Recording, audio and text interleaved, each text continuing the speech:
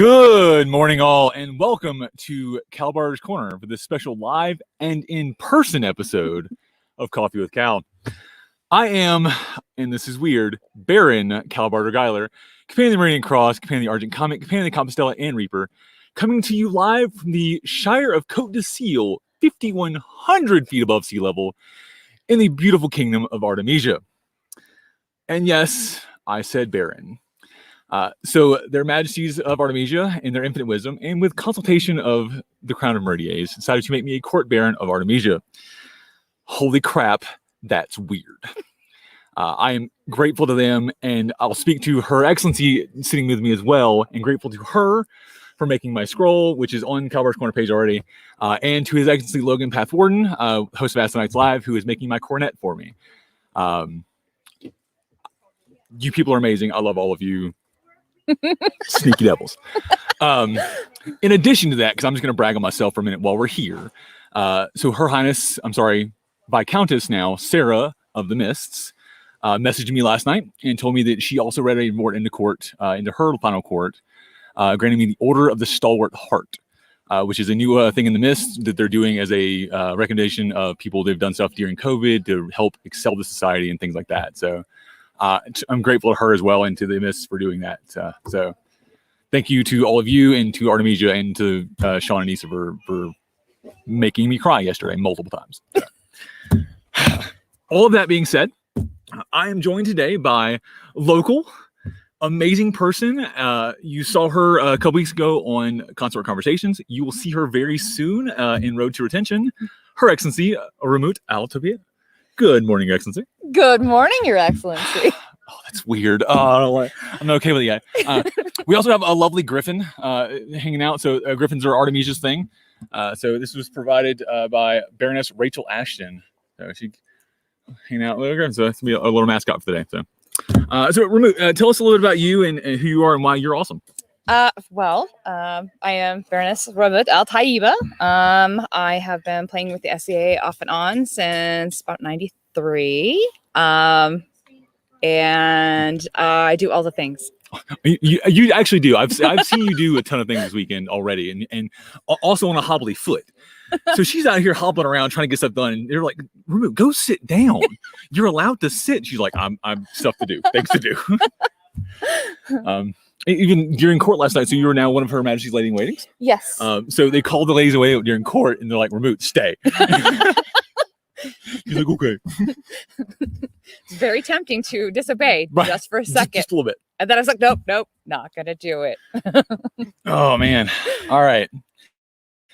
So, as today is a coffee themed show, we have to talk about our coffee. All right. I'll thank Her Excellency for bringing coffee into this morning because I was dumb and did not bring my creamer, so I couldn't drink any coffee on site. So she went to the Starbucks for me. I am drinking a pumpkin spice latte because yes, I am that basic, and it's pumpkin spice season. Out of my brand new Feed the Ravens mug. So I picked this up from the Artemesian silent auction this weekend. So huzzah for that! I'm excited. What about you, Rahmut? What you got? Well, I had to cave to get the Starbucks, and I went with the mocha cookie crumble frappe. Okay, that sounds coffee-esque. Is what that is. That's a milkshake. Is what it is. It's a milkshake. It's a glorified milkshake with caffeine to kick you in the pants. Which is the important part. I've had too much blood in my caffeine stream this weekend. Same. Yeah. So, all right. with all of that out of the way, so I want to welcome all of our viewers. If you guys have questions during the show, please throw them in the comments. I can't see the comments here. I also want to thank Lord Fiken, who's in the background doing all the tech work today, so I'm not having to touch things from way over here because I'm further away from my computer than I'm used to. Travis says hi. Hi, brother. So yeah, but please throw comments and things, and just let us know you're watching. So tell us who you are, where you're from, and that thing, so we can say hi to you. So, all right. So we mentioned the Road to Retention. We've got a show coming up. So today is about that. Today is talking about retention. So the SCA has a weird thing that I've noticed, and that you and I've talked about now. Mm-hmm. That we do a lot of focus with our shadow lanes and stuff about getting people into the SCA, how to get them to the door, how to get them here. And then we shake their hands and forget about them. Exactly. And that's bizarre to me. So tell me, give me some of your experience with retention and sort of what your passion for this is. All right. I'm very passionate about it because when I say off and on, I didn't have someone for a long time in my game to notice when I kind of started getting a little malintent and a little disinterested, a little bored, or burnt out. There was nobody that was looking out to say, hey, you okay? Or, hey, have you tried this? Hey, I have this thing I just heard about. I'm really excited. There was nobody to do that. And so I was like, oh, gosh, I love this game and I want to keep playing it. But as I went through my path, I had to learn, like, hey, it's not just about your first initial contact and that wow moment where you get sucked in.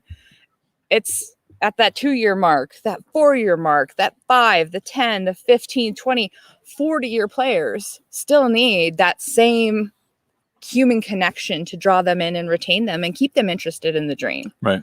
Well, even look at the short term, and so like you get the shiny. It's the cool thing. His Majesty Sean did an amazing thing this weekend. As part of their coronation, he brought brand new, like literally, there was a first time player that got to help during coronation. That's a cool thing. Like, so she got this super shiny experience for her first event. That's gonna wear off. Like, it's like, yeah, she's great now. She's probably good for a couple months with that one, but it's gonna wear off eventually. So you have to do something to maintain that. And I don't see that we've ever done that. And I think we rely too much on the populace to do that. We rely on the households and the peers, whereas, sure, it's the job of the peers and job of the populace to make a welcoming environment. And on that note, by the way, Artemesia, you got an amazing job this weekend of welcoming me. I have not wanted for a thing this weekend, so kudos to that. But it's something that's, I'm a A-type personality extrovert. It's easier for me to find people and to find things I need. That's uncommon, especially in this game of weird nerd folk. Yes. Like, so what do we need to look at? I think so. We talk about the Shadowlands. We talk about the sort of getting them here. What's our first step to looking at? What's the good? What do you like?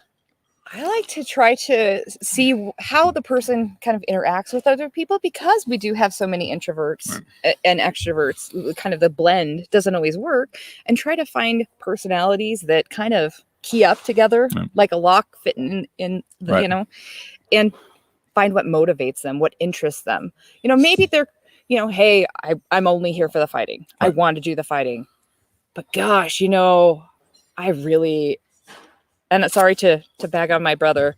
My brother is an amazing fighter, but he is also incredibly talented when it comes to tooling leather and making things out of leather. So my brother, unfortunately, like I, occasionally gets injured. But he's got the downtime. Like that moment when he's injured and has to step away and get a little disheartened and disinterested is the perfect time. My brother is Travis in the chat. And those downtimes when you kind of the dream isn't as shiny because you can't participate as much are definitely that time to find what does interest you. And so he and I, when he was recovering from shoulder surgery, we're definitely talking about his leather crafting and trying to learn from him and come up with ideas and get him motivated for something other than what his normal shiny draw is. Right, which is honestly, so two things actually. I want to back up to a second on that. So you're talking about finding the way to talk to people, right? So as Master Sean and I talked about a lot on when we did What Makes Tonight, and Helga talks about it on teaching stuff. It's that finding the common language. Same idea, right? You got to find what interests people, and also don't assume just because it's a 6 foot 300-pound dude that he wants to be a fighter. Correct. Don't assume because it's a tiny girly girl that they don't want to be a fighter. Correct. Right. And I've seen that happen all too often. And that admittedly is a little more of the recruitment stage. But even after that first week, 2 weeks, month, you start really getting into what they're doing. Let them tell you what they want, not the other way around.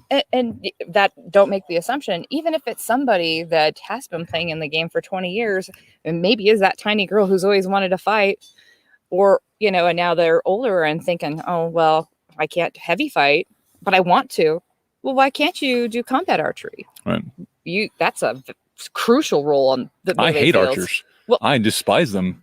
So It's because they shoot me though. we hate archers when they're on the other side of the field aiming at us. Yeah. We love them when they're on our side aiming at the foe. So you have to find a way to engage. And I always try to treat everybody the way I want to be treated. Well, that's sure. That's rule number one. Rule number two, I guess. Rule number one is don't be a dick. Don't be a dick. Sorry, Mom. By the way, hi, Mom. Hi, Dad. Parents are watching. Apparently, they watch most of my shows. They never tell me they're watching my shows, but I get fussed at when I say bad words on camera. Ooh. So anyway, I will try to keep the. She won't be mad at you. She'll be mad at me. Oh, so gotcha. that's the thing. So yeah, so I think that's the thing. So finding that common language, right? We talk about that in teaching a lot. I think the same thing needs to be had with retention is you have to, as the newcomers coming in, they don't know what they need and want. So we just kind of toss stuff at them, see what sticks. When you start going to the retention phase, it has to be the other way around. You have to let them lead that. Correct. You know, sort of set the path. Say, yeah, what about this? Is this the thing? Yeah. I always look at it like I'm going to approach them as if I'm the newcomer. Right. To find out, like, I'll introduce myself and be like, hi, I'm, Rahmut. It's a pleasure to meet you, and let them introduce, and then just start talking. Like, hi, what is it that you do? Right. And you can kind of gauge a little bit, how you're going to approach them. I mean, some people right away, hey, how's it going? Right. And other people, hi, a little more timid. So finding that and treating it like your newcomer, like they don't need to know who you are. They just need to know that you're another human making that connection and are interested in them. Right. It doesn't matter what hat you've got on, what fancy medallion you got on. You're somebody that cared about them in that 5 minutes. Yes. And that helps. And I think that builds relationships because it gives them, even if you're not the person they need to talk to, even if you're not the thing that they want to do, A, you probably know somebody that does, right? Definitely. We talk about networking a lot. But B, when later on that night, when they're hanging out around the tavern or hanging out by the fire, there's now a face that they know. Yes. And can at least walk to or say, hey, what's that thing, right? It gives them somebody they're comfortable with long term. It does. And especially, like, for example, the interkingdom differences that we were talking about during ceremonies for a period ceremony. Yep.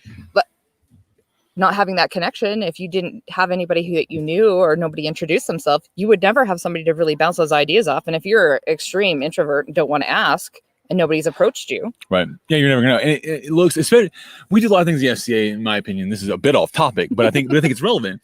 We do a lot of things like the period ceremonies and coronations and elevations and things like that are super archaic looking and super weird if you don't understand it. So I think having somebody that's in that retention phase that sort of manages that to help be a person of, look, I'm a point of contact. Here's the information point for this thing. Come ask me the questions that you want to ask about what's that shiny hat, or why did His Majesty take off all his stuff before he did his thing?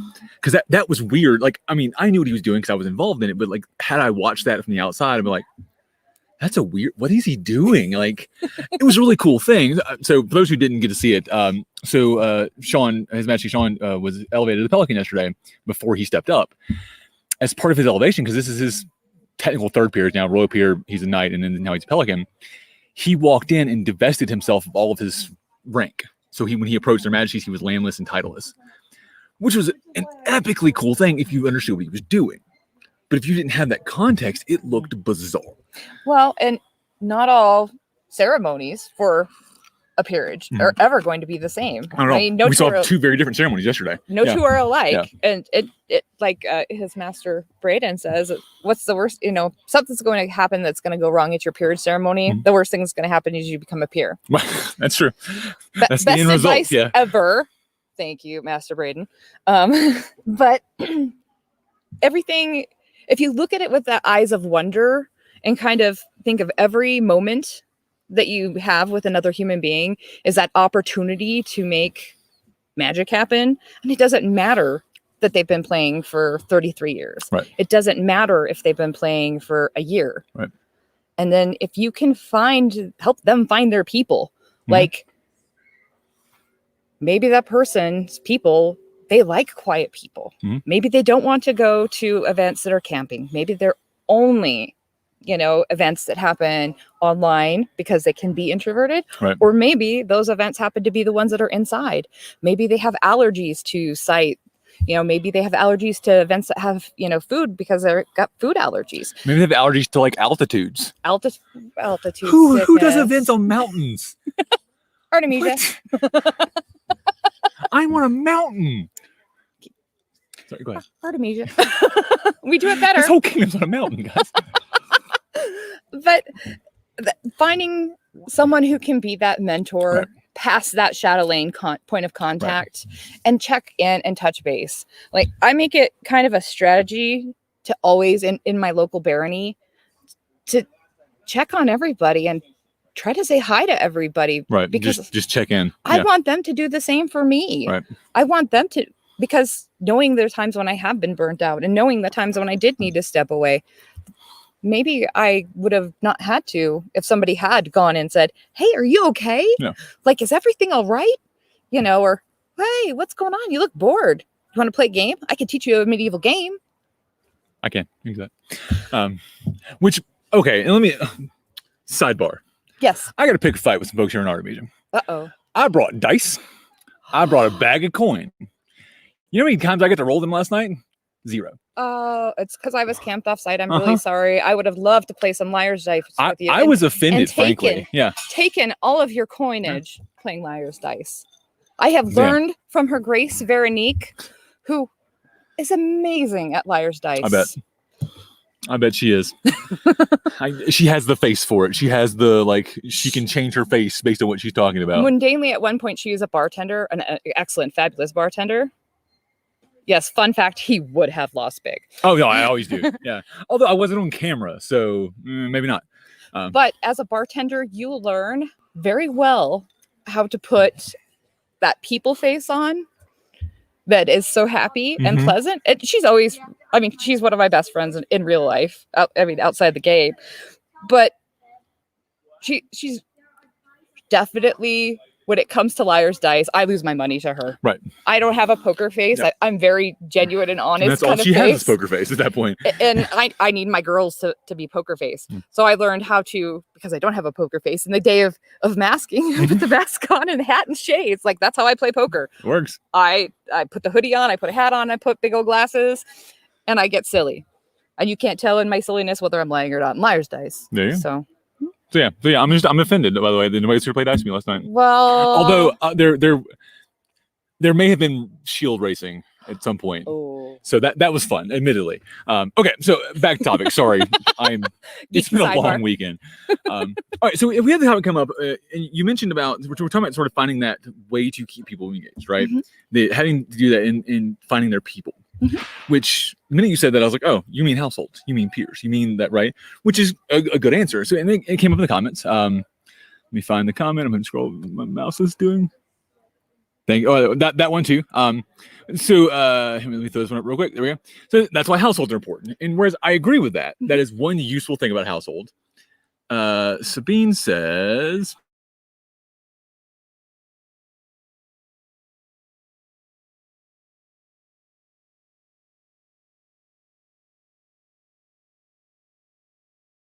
lose connection? Are we there? Okay, we're back. Purple. Cool. Okay. If we lose connection, gang, we'll fix it. So sorry. Hot spots and power boxes is what's happening this weekend. That sounded dirty. Anyways, moving on. Sorry, Mom. So it's like with local groups, you're assigned to a group. Like, you don't get to, yes, you can choose your local group, like, because you could travel elsewhere. That's not the case for everybody. Like, I'm an hour and a half from my next local group, or like 3 hours, right? I was talking to Ian last night. He said he's like 3 hours from any other site, any other group. So you don't really get a choice in your local group, which, if that's a bad thing, if those people don't get along, it's hard to have that engagement. If that group is not as active or as positive as it could be. So households play that role. But there's a bridge. There's a gap you have to bridge to get to that household level, right? So if you know someone, once you know a person that can drag you into their household grouping, even if it's not like a long-term thing, right? Correct. They can get you to their household, take care of you for a little bit, and then find the persons for you. That's cool. Correct. Yeah. But like, how do we have that be not like high school Mean Girls cliques? Because that's what it looks like a lot. So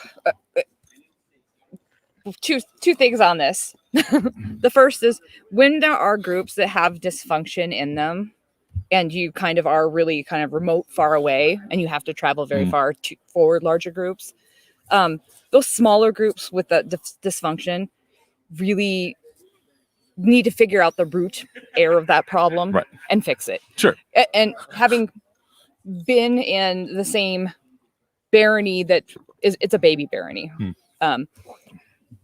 And having it been a shire before and having dysfunction in the past, it took a lot of group effort to kind of break that down and make it, hey, we are a family. Right. We might have multiple households, but our canton, our incipient shire, our college, like we are. It's local group first, household support that. Correct. Right. And that's what I think it should be. I think that's uncommon. But it should be. Right. Yes, definitely.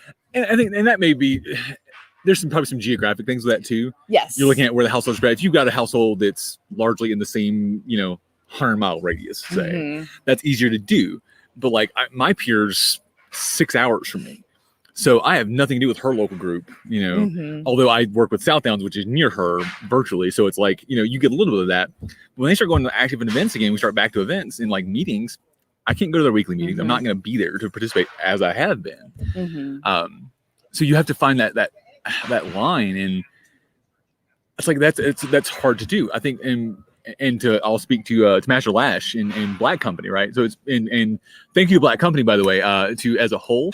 I was taken very good care of by one of the members of Black Company this weekend who cooked, whose name I now forgotten, and I'm going to apologize to her in a few minutes. Talisa, something of that nature. She's right there. She's got blue hair. She's a lovely person who's sort of associated to Sean's household. But I think Mercy companies are great for that. And those sort of non-peerage households help with that. Some of them were started for negative reasons. Some of them have a negative birth, but a lot of them have now grown to very positive places that are less pressure. Correct. Then it's not like, oh, well, I don't really want to be a peer. Like, I just want to hang out and have fun. Okay, cool. Because there's not a lot of peers that want to have people in a household that aren't on that path. There are some, don't get me wrong. Yeah, there's some, don't get me wrong. Well, but a lot of them, that's their goal is to have their people excelling, which is a good goal to have. Don't get me wrong. I guess I always look at it, it's the job of everybody, if there is a household, to kind of find someone and help foster them. Right. Foster that dream. Somebody did that at some point for you. Yep. So it's fair to return that favor, because the only way we're going to continue to survive and to thrive is to foster that relationship and help it bloom. Right. There was an award that we came up with when we became a barony in Bronzehelm in Artemesia, and the award is for children, and it's the acorn, the brass acorn or bronze acorn. And it was because the theory is, you need to foster and nurture your little acorn into a seedling, into a tree. Oh, that's cute. I like that. Yeah. Well, the reason we came up with that, because it's the same with any human, regardless of their age, child or not. You have to nurture a plant to keep it growing. Right. I mean, most of us, if we're not green thumbs, we're black thumbs. We kill things. I don't grow plants. But people are much more delicate than plants. But we can foster relationships, and it's actually much easier than keeping a plant alive. That's true. I don't know. Keisha's got a cactus that's pretty chill. I'm just saying. Succulents are its own thing. And there are succulents that are people that are like succulents. They don't need a whole lot of attention. Ooh, that's a good analogy. I know. Different plant types. I like that. All right. They definitely, there are people that are completely independent, do not require support. They don't need a household. They show up. They do their own thing. They want to be left alone. Don't show up in my camp. We're having our own separate party here. I don't want to associate. I don't want to travel. I don't want to camp hop. Right. I don't want to go to court. I want to just do my own thing, but I want to be here. Right. Even though all I might do is do the fighting. I don't want to learn from anybody. I'm set on in my path. Right. And that's fine. Yeah. You play the game on the level that you want to play the game. I think it goes back to the idea of letting them choose what they want to do, right?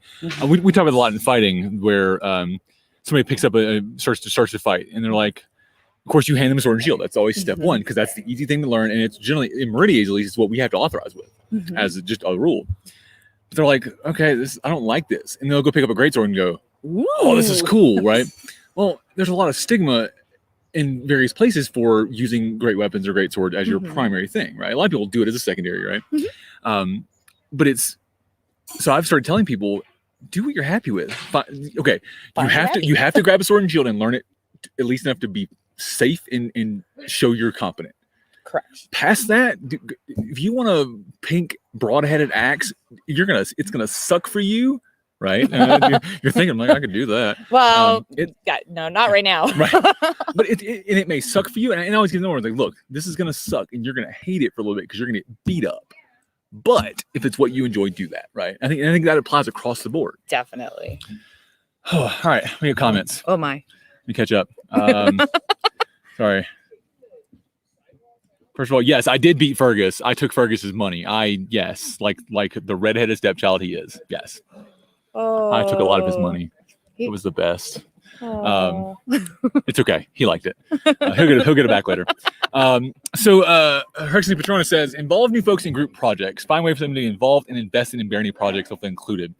I think that's a really good point. In barony projects, kingdom projects, whatever, right? Shire, Canton. The coronation, great example, right? Sean pulled in a brand new person for that. He could have had Timmer and Sherlock hold those grounds for him.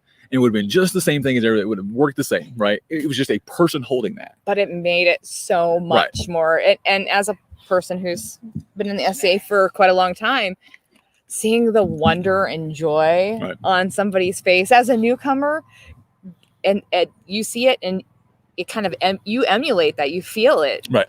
And it brings that joy to you. Well, it inspires it, and there are people that you can you watch the crowd, and you always find those people that inspire that passion, where the passion is, right? Yeah. Everybody has something a little different. But you have also people that just inspire passion across the board. Yes. And so I think that's important. But yeah, so looking at things like group projects, and this is actually one of my problems with how we structure baronies in the SCA, and that's a whole different rant.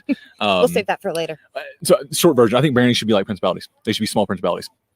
Instead of being a single group, they should be a smaller region still under the kingdom.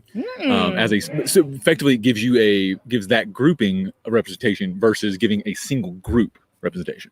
Because then it makes the shires and cantons stuff lower, and that's a weird thing for me. Yeah, I get there's a whole culture that's probably not going to change anytime soon, but it's a thing I was like, we could do this differently. Well, I go back looking at your roots. The roots are always small. The seed is tiny. So don't forget the importance, because without the seed, there would be no tree. Right. But yeah, so when you're looking at those baronial projects or doing like a largesse derby, things like that, if you're somebody who knows how to do that and is excited about it, I think it's important to then find those people that are just kind of hanging out. Go, hey, I'm about to make 35 little pouches. You want to come help? Right? They may not know what they're doing, and they may be practically useless in the actual production of the things. But just them being involved in there, just let them cut the squares out, give them something. Feel needed. Yeah. Humans need to feel needed. That's part of the way it works. Well, it makes him feel part of the organization, makes him feel part of the thing. And then, that next court, when that comes up. Yeah. So that's the thing. So you're finding jobs, right? Finding jobs in the Shire, finding jobs in your barony, finding projects to work on is a way to maintain people. Because that's good for newcomers too. But you almost don't want to do that to newcomers because they need time to figure it out. So you get little things, like give them little bits, and then build up. Don't throw a newcomer even a 6-month person into a ANS officer role, because that'll burn somebody out quick. And that's something. Having been in my local group, Shadowlane at one point, my best advice I always tried to provide to newcomers is try all the things, but don't dive in so headstrong and so deep head first that you just burn yourself out, because burnout is a thing. Burnouts in employment, in actual careers, burnouts in hobbies, burnouts in physical activities and exercises. You can get burned out from diving into anything too deeply, too headstrong. Yeah, well, and it's because it becomes not fun. No, I think that's the important part, and that's important to note as a long-term retention thing. So recently, I've been working with doing stuff for Gadalop, and I was getting mad about it. I was just I don't want to do it. This is grumpy, and the autocrat stopped. And she's like, if you're not having fun, don't do this. And I'm like, oh, you're right. Let me consider this thing. Now, it turns out it was a medication thing. I was pissed off because my meds were weird. But like, it's a thing to consider. If you're not enjoying it, don't do it. Well, and that's why we do this. We do this to have fun. Right. We don't do this. Well, I mean, depending on our motivations, Right. but fun is really what makes that connection and makes it worthwhile Right. and why we want to do it.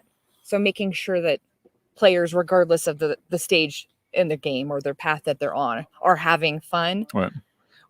And fun as defined what they say. Yeah, whatever their fun is, exactly. Because everybody has fun at different levels. Hold on. Your Majesty. Your Majesty. Thank you, dear. Yeah, so I think it's to talk about fun. So I hear a lot from the royals and people who are like landed baron and things that, or kingdom seneschals, especially once they see behind the curtain. Once you remove the veil of mystery from the business of the SCA, because we're a business, right? I don't care how many funny clothes we've got or how many stakes we swing at each other. It's a business at the end of the day, and there's a lot of business that goes into that. We have a lot of people doing a lot of work. That's hard work. I think it's also important to look at those people as they work and make sure they're having fun. Yes. Right. Because we don't want their dream to be diminished. I mean, knowing how things function sometimes takes away that mystic part of it. Right. You know, it's no longer as magical. So keeping them having fun and keeping them looking at things still with the eyes of wonder really ups the satisfaction. Right. Because a job, you know, you stay at a job for multiple reasons. If you're not satisfied having fun, you're likely to kind of get disinterested and maybe saying the grass is greener at this other company, XYZ. I'm going to leave and go to that. Right. Which we've seen a lot in this last year. We've lost a lot of people to various other medieval groups. Correct. Because we weren't providing what they wanted. I mean, we were providing exactly what we needed to be providing. Don't get me wrong, Correct. But that they wanted a thing, we weren't giving it. They went elsewhere, and that's okay. That's okay. I would prefer them do that and be somewhere else happy than be here and unhappy. Well, and to a certain extent, like, and I try to look at it. Yes, we lose people to other groups, and sometimes we get people from those other groups. I try to think of all those other organizations as sister and cousin organizations. We're all kind of dressing up in funny clothes, and we're all kind of researching things or playing out in the melee fields, having fun. Right. But the key element for all of it is that wonder and the fun. Right. So when we have events where at our local Ren Fair, where we've got that opportunity to kind of cross play. Right. Yeah, because the Ren Fair is there's fairies and dragons and wizards and like it's or there's occasional Starfleet officers, but Shadowlanes, as long as they keep that same thing, that remove the feeling of animosity towards other groups. Right. Yeah. Don't hate on LARPs. Don't hate on other groups. No. Now, if there are groups that are out there that are super negative and super bad for various reasons. Yes. I'm not saying don't be averse to them. We don't have to be publicly negative about it, right? Correct. I think, and that's general. And that's honestly, let's remove the group thing. Don't be negative, right? Because that doesn't help. It doesn't help anybody in organizations, in business, in personal lives, and friendships. Don't be negative. Like, you stop bagging on things. And keep that eye of wonder. Right. Kind of brings everybody up, not just yourself. Right. So, and it's one of the things I've been working to do. So I try to maintain as part of my job as a herald and part of as nobility, right? Because even before I was a court baron, I was a lord of the court. I'm a minor noble. I should be doing noble things, right? Even though I'm the lesser of the nobles here. So I try to encourage things and do little things that are in that station, right? There was, I figured it out. There's a Viking deed thing they do at Gulf Wars where you have to bring treasure equal to your status. So if you walk in as a duke into that field, you have to bring like a chest of gold or whatever as a prize for the winning team. Ooh. But if you're just a landless lord, you're like, all right, here's a bag, whatever. Like it's I was like, wait, that matters. Hold on. Like that clicked with me. So I make sure that I'm always carrying widgets and gold. People talk about like a lot of nobility carries like rings or bracelets to give away. Or hey, you did a cool thing here. And those little cool things are some of the best things ever. Oh yeah. Like I sometimes prefer that over like being called up in court Right. and being public, because I'm kind of that extrovert introvert. I flip back and forth on how I feel about, being extrovert in small crowds, but you don't want to be in front of the big crowd. So I can talk in front of thousands of people and be Right. okay, as long as I know and I'm prepared. Right. If I'm surprised, I get dizzy, lightheaded, and a little nauseous because I get stage fright. Right. Yep. So for me, like I having that, hey, you did a great thing. Here's a token. Right. Here's a coin that has, part of my heraldic device on Mhm. it. I want to thank you. A little wooden coin that I would carve. You made this? That means more to me. Right. Or the charms that somebody strung on ribbon. Mhm. Or I've had somebody give me a basket, a veil. I mean, and at the same time, you want to give it back. And Right. it doesn't have to be to, a new person only. No. Like seasoned players. One of the things I did one of my hobbies, my geekery is I love to do macrame. I Mhm. love tying knots. Bobbin tatting, took a class and went, oh my God, I love it because it's knots. Right. So I'd macrame a belt, and I'd been playing 20 years at that point, Right. but I'd never given something to somebody. And I went to Sir Leah Dispenser, and I gave her a macrame belt that I had given her. She's been around a minute. Yeah, I like know, yeah. but she's been around a minute. That's past guests, Robert and Leah Dispenser, Sean's like grand night. That's yeah. But so I gave it to her at a coronation event, and like in the parking lot, and I was like, I made this for you, and she was so grateful, and it was like, oh my God, this is the best. Well, and I think as you hit those sort of stations, people forget about you. Like as you rank up, everybody's always looking down and looking up, Mhm. right? And whereas, yeah, a lot of our nobility is getting recognized and getting stuff from other things. Those people like your dukes and your counts that are no longer on the thrones or haven't been for years. I mean, Robert and Leah or have been around for a while, but are now older and are not as active as they like to be. So they're maybe getting forgotten. Yeah, and to me, there's so much knowledge and wealth that can be shared from the players that have played in the SCA for a long term. Your Grace? Since 1973, but who's counting? Thank you. Online still? Yes, ma'am, we are. Oh, that's okay. Okay, no, you can have a comment or question. Yeah. My grandma. Yes, that was Duchess Karn. Yes, Duchess Karn, who I have heard stories this weekend about her Grace and just the apparently she walks on water and turns water into wine and produces gold. So I believe every one of them, frankly. So she was an amazing person.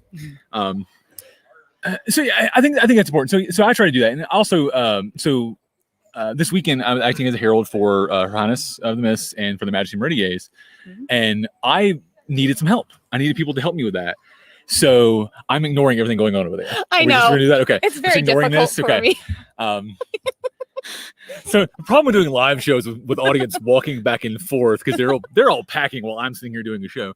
But no, so like I hired a couple of kids. I found a couple of kids. I was like, hey guys, I need help carrying some stuff for this presentation so that I'm not having to like lug it all in. And I gave them coin. I was like, here's a bag of stuff. Here's what I need you to do. They're like, this is the best. Like it made their day.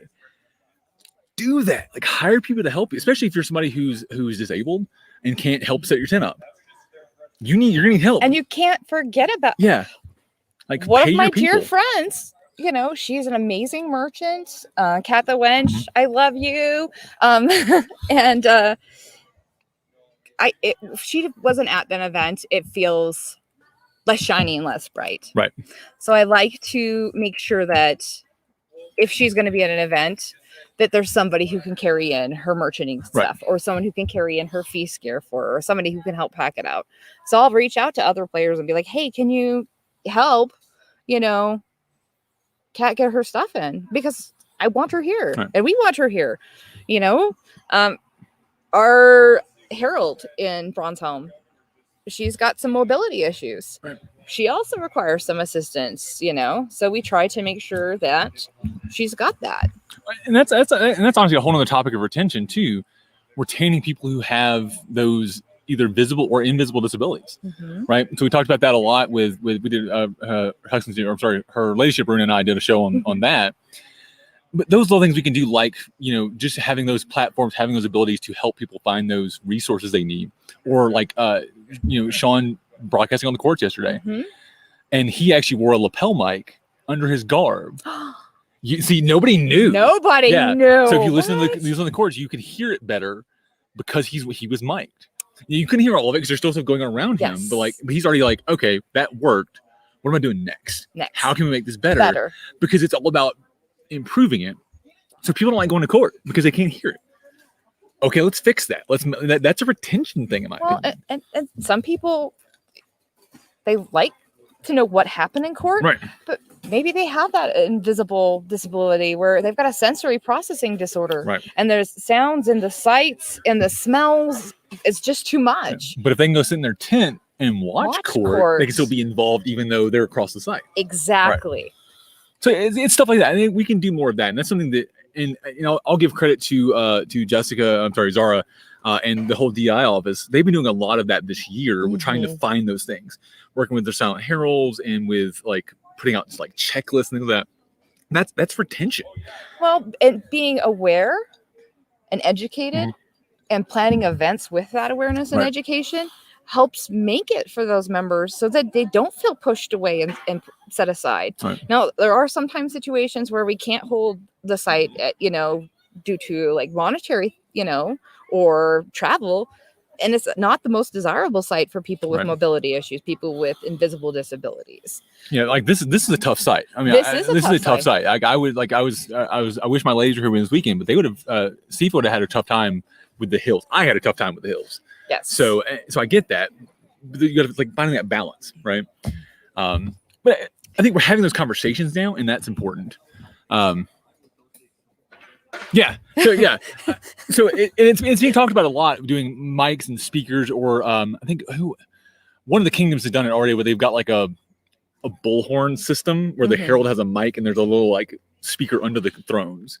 It's just enough to let them broadcast, especially while we're masked.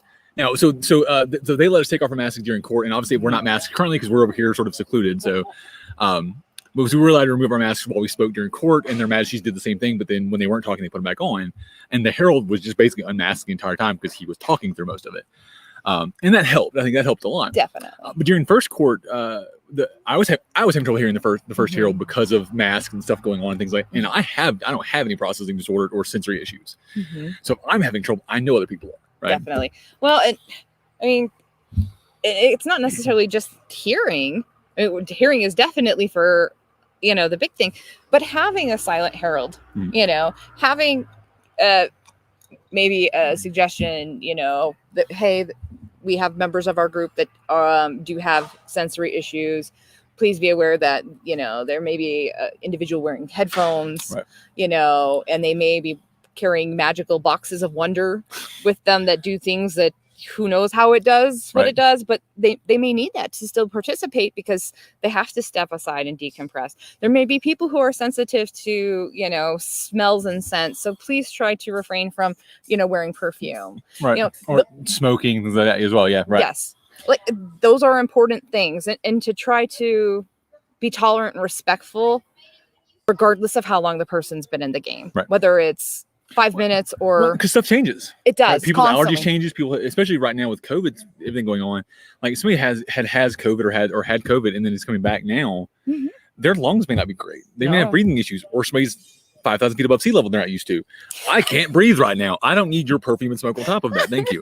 So I think, but I'm happy we're having those conversations because I think that's it's a part of making them feel welcome. If I don't feel welcome, seen.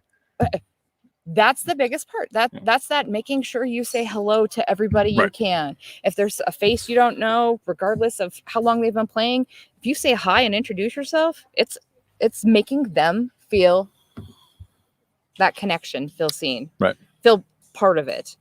We don't want to exclude people. Most of us in our mundane lives have been excluded enough. Why would we do that to other people? Yeah. There's so many comments. I'm trying to go. So I want to go. So since we're talking about court, because I think it's weird. A lot of what we do is the ceremony of the SCA, right? The camping stuff is like The a added lot bonus. of it's bonus, but the ceremonies are the important parts, right? Mhm. So Patrona, who is a landed baroness currently, says new people don't understand why court is important. She likes to ask for a new person to be an attendant for court when possible, to get to see the look on the faces, sort of get the behind the scenes look at it. And that, again, it's bringing those new people in, or even just finding somebody, like, instead of having the person who's been doing this for 30 years and is sitting in court 100 times, go grab that person that's kind of sitting by themselves. Like, hey, do you want to help me do a thing for court? That'd be fun. Which, I mean, it's what I did. I grabbed 2 kids. It's like, hey, come do a thing. And they love that, right? Or even just in your local groups as an officer saying, hey, I happen to be the, whatever you happen to be, the seneschal at the time. Would you like to see what it is I do? Right. Just bring on deputies. And make sure that you make that understanding of, hey, the deputy, you're my drop dead, versus, hey, you're just my deputy, so that you could learn and experience and maybe decide you like it. Right. Yeah, those are different things that the SCA does not do well currently. We do not delegate projects out to people versus, like, all right, cheers now, bye. That's our deputy process currently. I've noticed that a lot. Like I'm trying to do better in the heraldic offices in Meridians right now. Actually, Lord Fiken, who's in the background, is a deputy to our candle herald currently, because he was excited about it but didn't have a lot of the knowledge. So we brought the new candle herald and brought him on the deputy from day one of their new term. So he's going to get 2 full years of training and sort of background work of watching the wizards. And then gets to do it himself in a couple of years, right? And that helps. So I think we need to do more of that. So even if he, or in a year, he's like, I don't really want to do this. It's not for me. We still got time to actually find a new herald. To quote Austin Powers, that's not my bag, baby. So right, like I'm a shouty herald, right. and I'm an artist, and I love the actual drawing and coming up with like the ideas, but I'm not really interested in researching the herald stuff. So like, if I would never have sat down and shadowed, job shadowed a herald, I would not realize that. That type of heraldry, I can do it, but it's not your passion. It's not your, yeah. Well, again, it's about finding the passion, right? And I think that's another important part of retention, is having getting that information. It's all about information sharing. And there's a fine line, and there's a point where you got to like limit it. Because I've also seen, and this is a newcomer thing, of the info dump day one. Here's all the things you need to know, thump, and they're like, it just becomes too much. But if you plan that info dump over a year, little bit, or wait till they ask the question and give them just what they asked, right? And sometimes it's hard because they ask, well, what's that thing mean? And you have to explain 3 other things to get to there. That's hard. But and it's, as a person who's played for a while, it's something I actually learned from the current Baron of Bronzehelm, Sir Killian, was, am I giving you too much information? Right. Have I given you just enough, that I can tell it's seeping in right now, but I don't want to overload you. Making that statement and letting them choose whether or not they want more information is so refreshing. And it's so kind of comforting. It's like, hey, you care whether or not I'm being overwhelmed or not. I have to do fighting all the time. So when I'm fighting somebody like one of the new knights or whatever, I'll do my fights and they'll give me little tips while we're fighting. And when we finish, they'll come to talk and I'll go, stop. I have to take my helmet off. I have to stop for a second and grab my book, and then I can have that conversation, because I have to be ready for it. I can't, like, when I'm in fight mode, I'm in fight mode. I'm not in learning mode necessarily. I mean, I can make adjustments and do things like, here, try this, this way, but I can't have the sort of brain processing, because they're just going to go, okay, Greg, you said word that mean here, whatever. It's the same way with volunteering. Right. I mean, you might have learned a new task and you're volunteering, and your shift volunteering at gate is up, and you need to kind of sometimes decompress and soak all in what you've just done. Or maybe it's you took a bunch of classes, and you need that time to adjust, and then realizing it's okay to say, I've had too much. I need to, and when somebody has that, you need to respect that they've had too much. Right. You need to honor that and stop the pushing, the forcing. I mean, nobody likes a bully. And sometimes if you just shove it down their throat, it's going to come right back in your face and you're not going to like it. Right. Well, I think it's something that one of my goals for my current as Lantern Herald for Meridians is to put the information out there and make it just be there. So that I don't have to sit down and train somebody. I can just go, here you go. It's all available for you. you. If you need me, right? Because then when they can do it at their pace, do a little bit of chunks at a time, do it, or take 6 years. I don't care. It's all there. and then if they have questions, and they come to me and ask them versus me having to actively teach them. Now, is that lazy on my part? Well, yes, but we're doing the work up front instead of doing the work later. That's the difference, Well, right? It can come across as lazy. Right.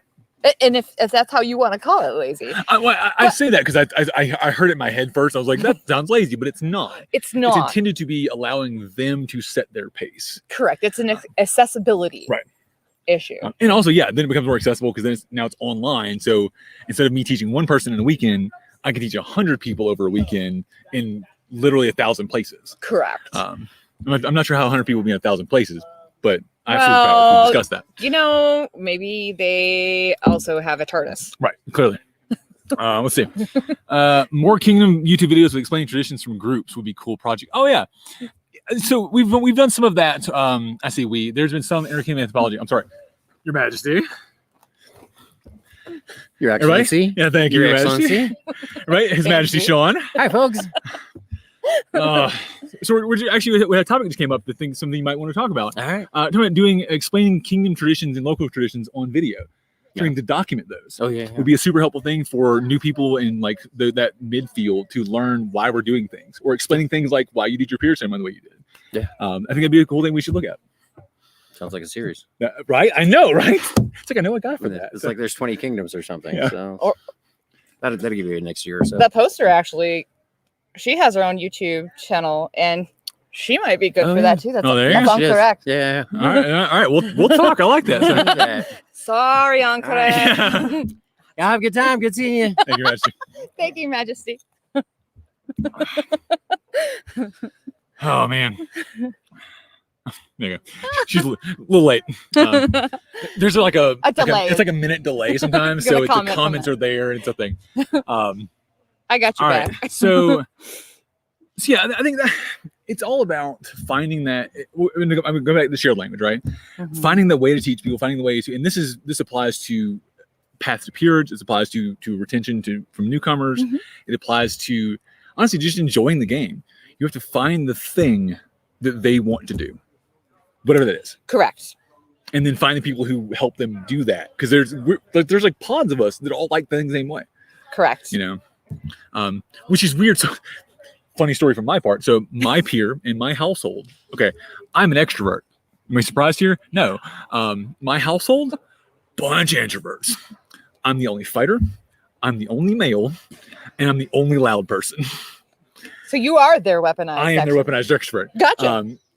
But I took her on as my peer because of her qualities and her political know-how and sort of what she gave in the background.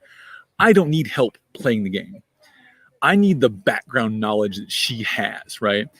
And for me, that household too. So when I was looking for a household, I was looking for something that was useful for me, but also useful for my ladies and for my settlement that I needed. Mm-hmm. I have that now. Like I can hand them off to go hang out with the household, hang out in the tent. Mm-hmm. I'm gonna go play over here. I'm gonna go do what I need to do my business, and then come back. That was important. It was important to find that thing I needed, right? Mm-hmm. And it took a minute. I mean, I've been playing for 4 years and a couple years now. Mm-hmm. It took me a while to find what I needed in that, because like I was starry-eyed. I was like, oh, I want the coolest knight in the world. I want to be the coolest squire. I was like, but do I need that, right? And so I think that's important, is having those conversations of, okay, what do you need to be successful? And that's a hard question to answer. Well, and being conscious enough and confident enough to self-advocate. Right. Like, what do I need? Do I have the ability to speak what I need? And am I willing to go to the people that I need to go to and say, hey, I need that keyword need. Right. XYZ.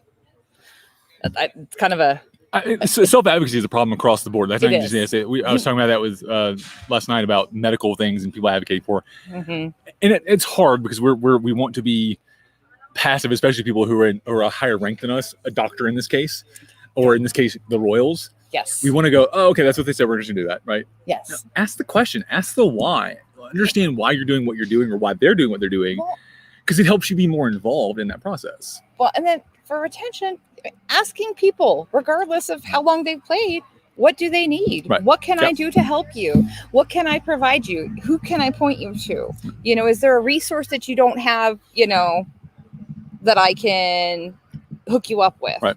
that networking and finding how can I make these new pathways. Right. So I think that's kind of the crucial. Right. All right, we are 56 minutes in. We have and so many topics. So many topics. All right, so I think since you got stuff coming up, I think you're going to be you've got a series planned at this point. I do. So let's start with that. Let's start with the road to retention. What is your goal for the show? My goal for the road to retention is to discuss different areas in retention and what makes it work and how we can make it better and what does not make it work and when we choose to not pursue retention. Right. Because to keep any organization healthy, there's a certain amount of churn that needs to happen. Right.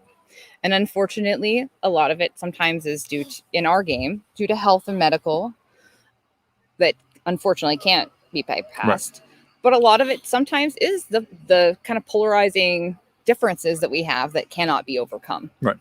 So I'm kind of going to poke and prod at my guests and ask those questions of them and get some answers. Yeah. So speaking of your first guest coming up is Magister Bree, that's next Sunday, who I met her this weekend and is just an amazing person. I talked to her online a little bit, but had not meet her in person yet and was super thrilled. And I'm looking forward to your conversation with her more now than I was previously.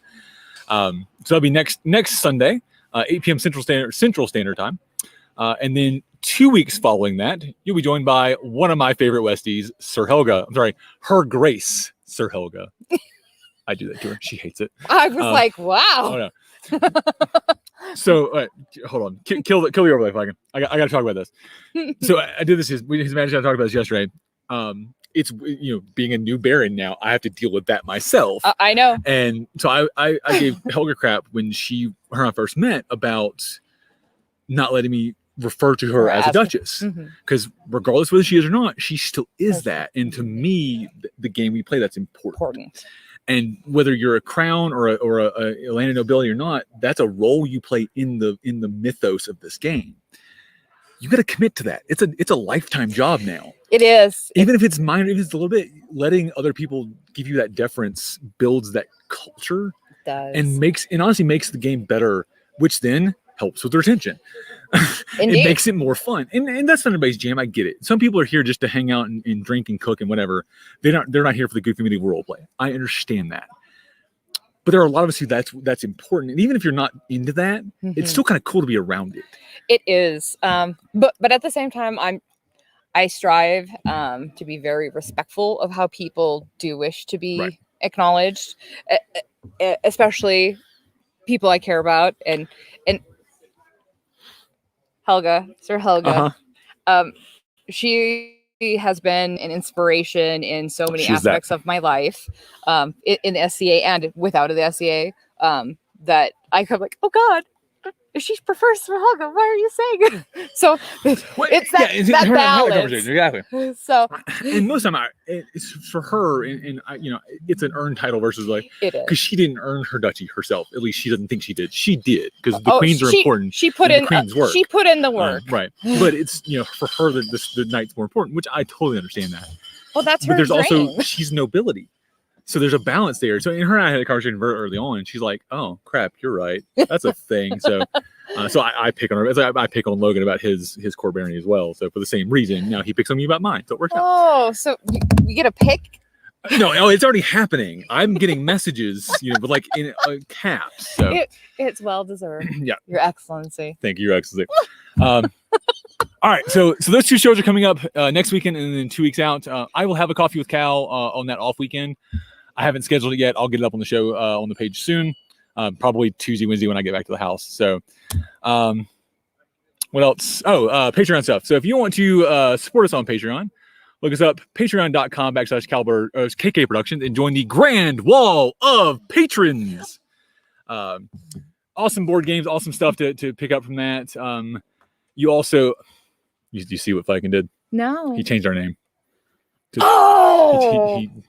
He's funny. Sneaky bugger. Yeah. I actually am a new Baroness myself. I got my court barony in January. Oh yeah, so you're still new to it. So It's COVID. I still got I still smell of the package. It's like just out of the package. Still shiny. All right. If you want to Let's see. Hold on. My tabs are missing. Give me a second. no. There we go. If you want to look us up on Redbubble, you can check out things on Redbubble. It's KK Productions. We have stickers and bed sheets and weird things out there. Stickers. You also can now find Kalbardr's Corner on Etsy. I had a lot of requests on my TikTok. Oh, yeah. Also, you can find me on TikTok at Kal-bardr. Apparently, I'm funny. He is funny. So look me up there. But yeah, so I had a lot of requests on Etsy for people who just wanted to buy the board we were putting out. And I was like, okay. So that's there. So if you wanted to support the show but don't want to do Patreon for whatever reason or don't want to do a long-term thing, feel free to look out to Etsy and look up KK Productions or Kalbardr's Corner, and you'll find the Etsy page and you can pick up some of those boards. There you go. Anything you want to plug or talk about? Watch all the shows. Coffee with Cal is amazing. If you have a chance to catch Rifkin and Ajaxi's shows, they are amazing. Leveling Up is my favorite of the shows. The Leveling Up series, and this is actually good for newcomers and retention as well. So they've been doing a Leveling Up series where they're taking a topic of thing, how to do better shield, how to do better garb, how to make things a little better. And it's been really well done, just sort of teaching through the process of that. So definitely look those up. It's on their, what's their page? The Sisters. Yeah, the Sisters interview. Thank you. Sister interview on Facebook. Look them up, and they have all their other shows on there as well. But Leveling Up is a good one. Cool. Well, Your Excellency, I appreciate your time today. Thank you for coming back to site and bringing me coffee and doing this with me. It was my pleasure, Your Excellency. And I'm looking forward to your show. I'm really I'm excited. I was talking to people last night about it. Excited to see what you're going to do with it and just see how that's going to blossom. And I'm happy to support and do that. Anybody out there watching, if you have an idea for a show or want to hop on Kalbardr's Corner and be a host, I'd be happy to have you. Reach out either through the page or find me personally on Facebook, and I'll be happy to have that discussion. We have the tools, we have the technology, we have the platform. You just got to use it. So with that being said, thank you all for watching. I appreciate all your time, and thank you to Artemesia for hosting me and for the Shire of Côte d'Ivoire. You guys have been awesome this weekend, and thank you for allowing me to go over my time a little bit on the day. You guys are awesome. This has been Rahmut and Cal in Kalbardr's Corner. Have a good day, everybody.